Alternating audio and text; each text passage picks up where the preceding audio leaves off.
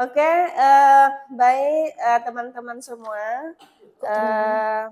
Assalamualaikum warahmatullahi wabarakatuh. Waalaikumsalam warahmatullahi wabarakatuh.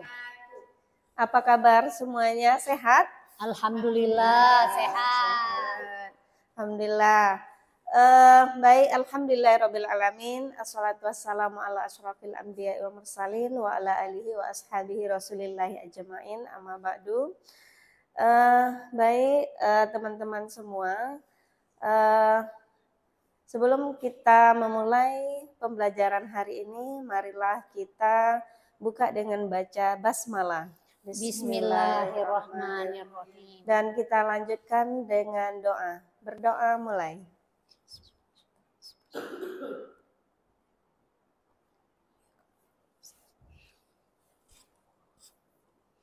Baik, teman-teman semua, pada pertemuan hari ini tema kita adalah the philosophy of Islamic education, tentang the flow of reconstructionism. Apakah teman-teman semua sudah pernah mendengar tentang reconstructionism? Belum. Nah, sebelum kita memasuki apa itu reconstructionism, ataupun kalau sering orang bilang aliran rekonstruksionisme, mungkin kita biar nyambung, mungkin kita kembali lagi ke materi yang sebelumnya. Mungkin kita pernah membahas ini sebelumnya, apa kemarin? Ayo yang ingat. Progresivisme. Iya, betul. Nah, jadi di dalam mata kuliah filsafat pendidikan Islam itu kan banyak kemarin ya aliran-aliran yang sudah kita bahas. Ada esensialisme, perennialisme, ada progresivisme. Nah, hari ini kita bahas tentang rekonstruksionisme. Nah, yang mana siapa yang masih ingat aliran progresivisme itu apa? Ya, silakan. Progresivisme itu perubahan. Perubahan. Menekankan kepada perubahan yang membawa ke perubahan nilai-nilai yang membuat lebih baik. Iya, betul. Ada lagi? Progresivisme itu apa ya? Silakan. Progresivisme itu kan progres. Progres itu kan bergerak maju gitu kan. Yang diinginkan oleh aliran progresivisme itu adalah bagaimana kita bergerak maju yang endingnya adalah sebuah perubahan gitu. Tujuannya adalah perubahan dengan bergerak maju itu. Itu menurut kami ya. Oh ya, berarti aliran ini ingin sebuah kemajuan, tapi harus dengan proses, progres gitu. Nah, bagaimana dengan aliran rekonstruksionisme? Nah, baik, kita simak sedikit. Ini kita harus tahu dulu asal katanya apa ya. Nah, yang pertama adalah reconstruct gitu kan. Nah, re itu apa? Kembali. Construct, menyusun. Berarti menyusun kembali. Berarti ada apa? Kok harus disusun kembali? Ada yang salah nih berarti yang sebelumnya ya kan? Nah, kita lihat secara istilahnya apa, yaitu aliran yang berusaha merombak tata susunan lama dalam pendidikan dan membangun tata susunan hidup kebudayaan yang bercorak modern. Ini saya ambil dari buku Muhmidayeli tahun 2017. Nah ini ya, kalau kita lihat bisa di next. Nah, bisa kita lihat apa sih sejarahnya, historinya aliran rekonstruksionisme ini. Nah, yang pertama, mereka merasa ada sebuah kehancuran, ada sebuah kebingungan kalau dalam filsafatnya. Nah, ketika mereka merasa ada kebingungan atau sebuah kehancuran, mereka ingin mencoba merombak sebuah kehancuran tadi, merombak sebuah kebingungan tadi untuk membangun sesuatu yang baru. Nah, apa saja itu hasilnya? Hasilnya apa? Hasilnya nanti setelah terjadi sebuah kebingungan, setelah terjadi setelah mereka bingung dan mencoba merombak sesuatu itu, hasilnya bisa menjawab permasalahan yang terjadi di pendidikan itu sendiri. Nah, itu kalau menurut Barat. Nah, kalau menurut Islam gimana? Nah, ini dalilnya. Innallaha la yughayyiru ma biqaumin hatta yughayyiru ma bi anfusihim. Mungkin ayat ini tidak asing lagi ya bagi kita, bahwa sesungguhnya Allah tidak merubah suatu kaum sehingga kaum itu sendiri yang ingin merubahnya. Makanya adanya rekonstruksionisme ini. Nah, bagaimana datisnya? Boleh next, Bu? Datis itu adalah tugasnya. Nah, tugasnya ini. Mungkin kita bisa lihat ada old, ada modern. Ada yang bisa menjelaskan maksudnya apa? Ini saya buat gambar yang old zaman dahulu ya. Yang ini modernnya. Nah, ini ada perkembangan kurikulum yang terjadi sekarang di Indonesia. Ada yang bisa menjelaskan? Ya, mungkin silahkan. Kita bisa lihat segala sesuatu masih bawah gitu ya.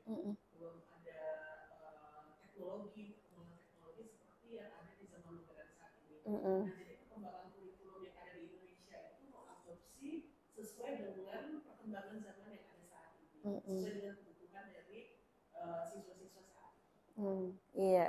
Ada lagi? Bagus. Nah, kita lihat yang old. Mungkin lihat dari pakaian. Nah, dulu peserta didik hanya berpakaian putih dan celananya juga putih kan. Nah, lihat dulu tidak pakai sepatu. Nah, sekarang anak-anak sudah wajib pakai sepatu. Itu pun wajib pakai sepatu hitam. Itu lihat juga mejanya. Nah, meja dulu mungkin kayu. Nah, sekarang ada kayu besi. Nah, seperti itu. Kalau kita lihat media pembelajarannya, dulu mungkin hanya pakai pensil. Nah, sekarang sudah pakai laptop. Nah, bagaimana guru mengajar? Nah, dulu mungkin kita lihat guru mengajar hanya pakai blackboard ataupun whiteboard, ya kan? Nah, pakai apa nama dulu tuh? Kapur kan? Nah, hari ini guru sudah tidak pakai itu lagi, gitu kan. Nah, guru sudah pakai apa namanya ini? LCD kan? LCD ataupun TV-tron. Iya, udah canggih banget. Dan yang kita rasakan sekarang ini juga kan InFocus. Nah, dulu kan tidak pakai InFocus. Nah, kalau kita kaitkan dengan pendidikan yang ada di sekarang gitu kan, dengan pendidikan yang ada di Indonesia. Nah, ini mungkin bisa kita lihat teman-teman perkembangan kurikulum di Indonesia. Ini mulai dari 1945, saya buat sini sampai 2006 ya. Nah, kalau hari ini adalah kurikulum merdeka. Nah, kenapa itu terjadi? Kenapa? Ya rekonstruksionisme itu tadi harus dirombak. Karena kalau nggak dirombak, maka tidak terjadi nanti pembelajaran yang sesuai dengan zamannya. Kalau kita mungkin kemarin kita sudah belajar esensialisme ya. Nah, kalau kita ikutkan esensialismenya, mungkin tidak terjadi apa yang kita rasakan hari ini. Nah, kenapa aliran rekonstruksionisme ini mereka bersikeras untuk merombak sebuah pendidikan yang old sampai yang modern, agar apa? Agar terciptanya tujuan pembelajaran sesuai dengan zamannya. Nah, seperti itu. Next. Nah, kalau sudah berbicara tentang aliran, tentu ada figurnya kan, tokohnya. Nah, siapa sih tokoh di aliran rekonstruksionisme ini ada John Dewey, ada George Kahn, ada Harold Urach. Nah, kalau menurut mereka membangun masyarakat baru, masyarakat yang dipandang pantas dan adil. Kenapa harus adil gitu? Ya karena zaman modern. Adil nggak kalau zaman sudah modern, kita masih ngajarkan anak tanpa tanpa teknologi? Adil nggak? Kasihan mereka kan. Adil nggak seorang guru mengajar hanya masih pakai kapur? Tidak. Nah, ini kata John Dewey dan kawan-kawannya, masyarakat itu harus dipandang pantas dan adil katanya. Nah, agar sama-sama merasakan sebuah kemajuan dalam pendidikan itu sendiri. Nah, ini ada kata Muhammad Iqbal. Muhammad Iqbal ini adalah tokoh Islam. Nah, mungkin yang kita lihat John Dewey dan teman-teman yang lain, ada John Hendrik juga, itu tokoh baratnya. Ini ada yang Islam ternyata, yaitu Muhammad Iqbal. Kata Muhammad Iqbal apa? Perubahan itu sesuai dengan kebutuhan zamannya, gitu. Problem solvingnya. Kalau zaman hari ini, pendidikan Islamnya masalahnya ini, harus kita rekonstruksionisme. Gitu. Nah, itu menurut Muhammad Iqbal. John Hendrik katanya gimana? Reformasi sosial yang menghendaki budaya modern para pendidik, ya modern teacher. Nah, seperti itu ya. Next. Terpesona. Nah, kita lihat ini contoh yang saya buat di educational reconstruction. Nah, mungkin di era COVID kemarin, kita semua terkaget-kaget. Bukan hanya di Indonesia, bahkan dunia, gitu kan. Nah, apakah pendidikan masih kita diamkan? Tidak kan? Harus kita rekonstruksionisme lagi, rombak lagi. Gimana cara merombaknya? Kalau biasanya agar pembelajaran ini tetap berjalan gitu. Nah, biasanya belajarnya offline, tatap muka. Nah, ini ada solusi loh. Harus direkonstruksikan. Apa solusinya? Yaitu kita harus mempelajari teknologi. Pembelajarannya lewat Zoom, apalagi Google Meeting. Terus kita lihat, adapun di sisi ibadah. Nah, gimana sih sholat jemaah ini tetap berjalan agar umat muslim itu dapat pahala jemaahnya gitu. Karena orang udah candu masjid itu kan, udah nggak bisa ninggalkan masjid gitu kan. Ini ada solusi. Mereka tetap sholat jemaah tapi jaga jarak. Kan harus direkonstruksi juga kan, agar sholat jemaah itu tetap berjalan. Gitu. Nah, udah selesai pandemi, masuk lagi era normal. Nah, sementara beda lagi. Nah, banyak lagi teknologi yang muncul, yang baru, luring lagi kan. Nah, akhirnya kalau masuk daerahnya normal, apa yang dilakukan oleh sekolah? Ya, semua kita dicek suhunya kan. Iya. Itu sekolah itu ini lagi. Nah, dan pembelajaran pun sampai hari ini tetap ada rekonstruksionismenya yang kita rasakan, bahwa Menteri Pendidikan kita sudah merubah kurikulumnya yang kemarin K13 ya. Nah, hari ini adalah kurikulum Merdeka. Kita juga tidak tahu setelah kurikulum Merdeka ini entah rekonstruksi apa lagi gitu. Nah, itu kenapa dilakukan itu? Ya harus modern tadi kan. Kalau kita nggak ngikutin, ya ketinggalan pendidikan itu sendiri. Oke, lanjut. Nah, ini kesimpulannya ya. Kesimpulannya dalam konteks filsafat pendidikan aliran rekonstruksionisme adalah aliran yang berusaha merombak tata susunan lama dalam pendidikan dan membangun tata susunan hidup kebudayaan bercorak modern. Yaitu apa?